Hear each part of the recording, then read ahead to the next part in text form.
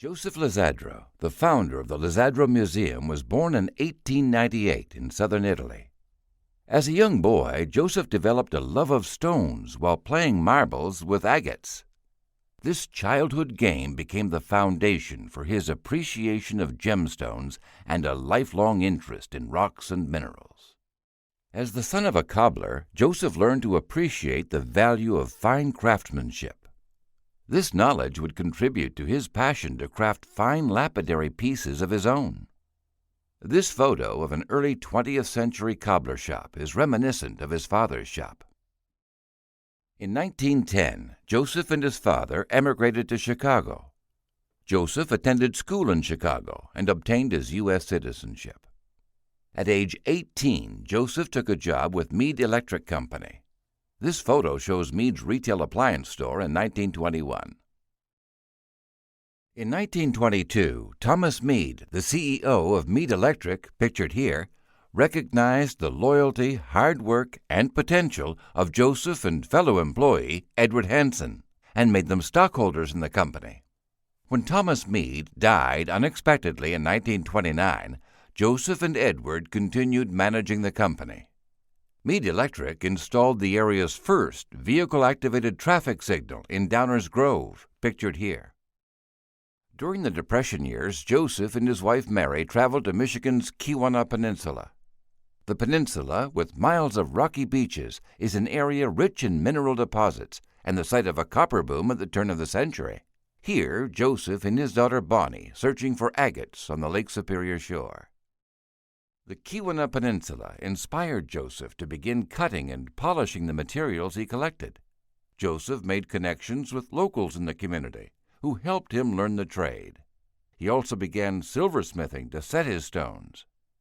This is a photo of his jewelry workshop desk at his home in Elmhurst.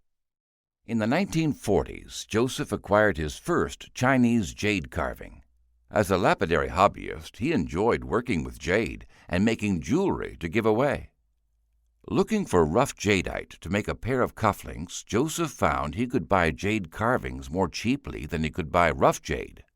This Chinese jadeite carving was sent to him in the mail. Overwhelmed by the carver's ability and quality of the material, this carving began his jade collection. In the 1950s, Joseph began displaying his carving collection. As his collection grew, it quickly overwhelmed his Elmhurst home. Pictured here, Joseph stands with a portion of his collection in his home. Joseph believed that many museums' gemstones and mineral specimens were poorly displayed. He envisioned a building whose sole purpose would be to exhibit a wide diversity of rocks and minerals. When he shared his thoughts of a museum with family members, they urged him to pursue this ambition. An agreement was made between the city of Elmhurst, Elmhurst Park District, and the Joseph Lozadro Family Foundation. Joseph set up the Lozadro Museum of Lapidary Art, which would be responsible for maintaining and displaying his collection. He was involved in every detail of building the museum, including clearing brush and trees before excavation. Pictured here, Joseph at the museum groundbreaking in 1960.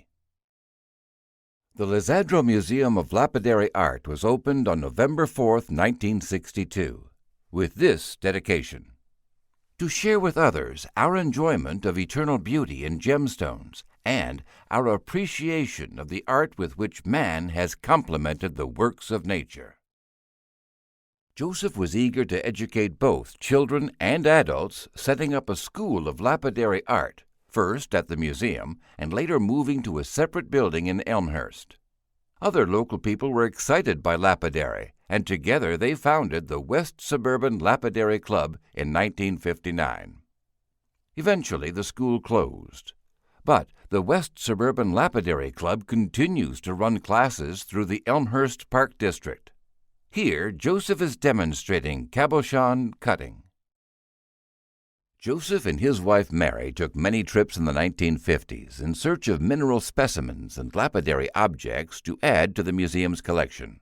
They visited Mexico, South America, New Zealand, Australia, Hong Kong, India, and Europe.